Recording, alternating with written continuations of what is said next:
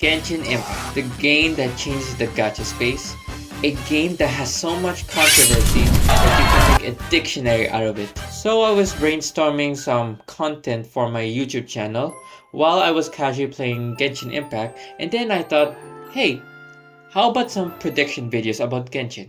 I was like, sure. So with Not Cry coming to Genshin in next month, let's do some predictions. Precaution everybody, precaution. This is my prediction. There's no leaks involved. I don't look at leaks, so don't take my word as fact, okay? And if you look at the video link, it's gonna be a long one. While you're still watching, subscribe for more content like this. So, Not Cry 6.0 is coming around September 10th, I believe. Correct me if I'm wrong on this one. And not only that, but the 5th anniversary is coming too, which means controversy is coming. No! God, please, no! And that is a good thing. What? I'll explain that later. For now though, let's focus on Not Cry itself. If you guys are uninformed or just returned to Genshin, Not Cry is the upcoming region. From what I understand, Not Cry is also part of Chesnaya. Again, correct me if I'm wrong on that one. And it's also the most hyped I ever seen. More than the Inazuma at release. With the awaiting characters like Alice, Varga, Columbina's equivalent of the Archon in Not Cry, there's a lot of anticipation around Not Cry. Hoyoverse would obviously advertise this like any other region and earn a lot of revenue. So what are they gonna do? Here's my prediction. Let's start off with the new characters and how are they gonna sell them. As we saw at the drip marketing, it was Lauma, Flint's, and Aino. I hope I pronounced their names right. Sorry about that. Anyways, Flint's being very popular in Japan and Asia, I think they're gonna advertise him a lot and sell one in Asia, especially in Japan. In global, probably not so much, but who knows. If that is the case, then Hoyoverse may care towards the Asian side rather than the global one because, you know, they want that money. If you guys don't know why Flint is a very popular character in Japan or in Asia, it's because he's voiced by the same dude as this guy. So yeah, I can see why.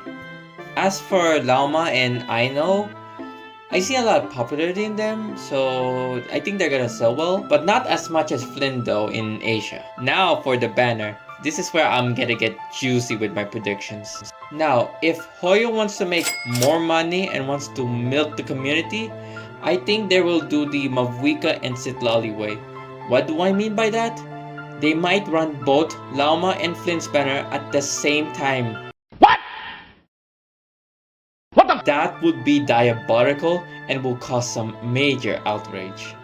But the outrage can make money. If they want to make more money, they can make the banner last the whole entire patch and put the Chronicle Wish banner on the side. That would possibly make even more money. Next, the upcoming meta. Now I can determine this based on the new character that's just released this patch in 5.8, Inefa. Here's the short summary of Inefa. She creates a shield and enables Lunar Charge, which is basically electric charge that can crit.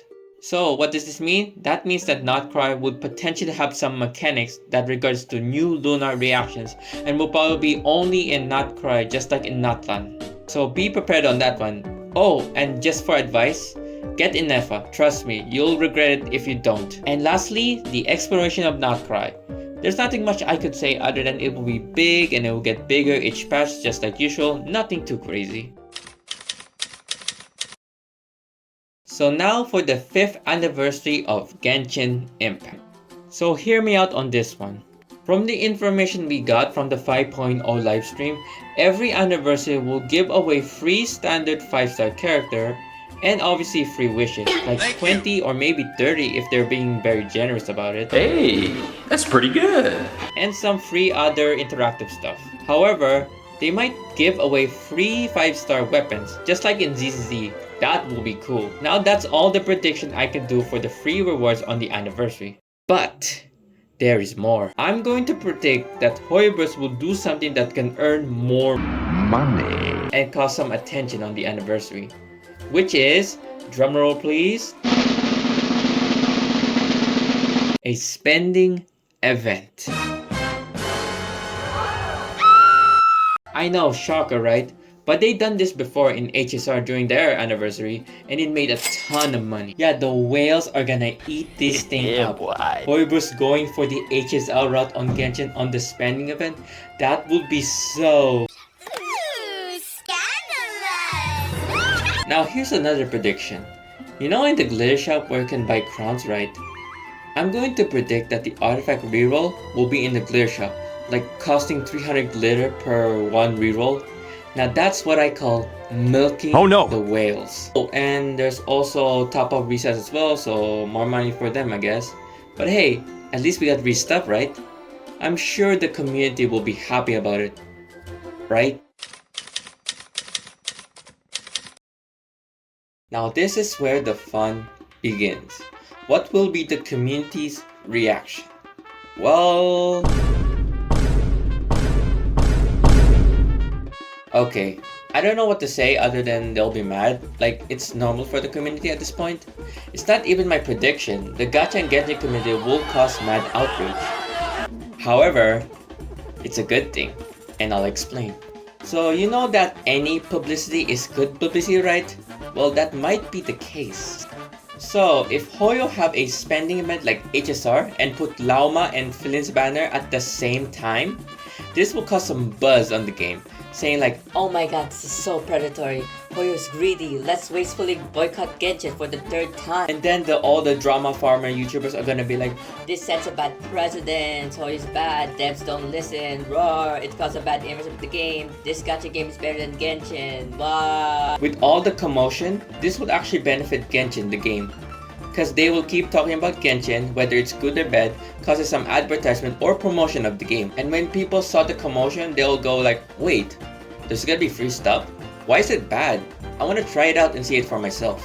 So yeah, I think that's gonna happen, and honestly, I wouldn't be surprised if this happened. Before I end the video, I want to have some final thoughts. Again, this is my prediction, meaning I may not be wrong of the outcome of the Not Cry anniversary or Genshin in general. Why? Because I don't work for Hoyo, I'm just a regular man posting on YouTube about Genshin. How do you come up with this prediction? My prediction is based on one simple question. How is Hoyo gonna milk the player base from their wallet? Because if you think this way, it's easy to predict Hoyo's plans and why they do those things. Like the double banners, the spending bet in HSR, all that stuff. It's not what benefits the player, but what benefits Hoyoverse, because it's a gacha game.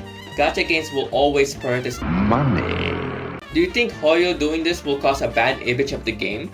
Well, let me tell you something.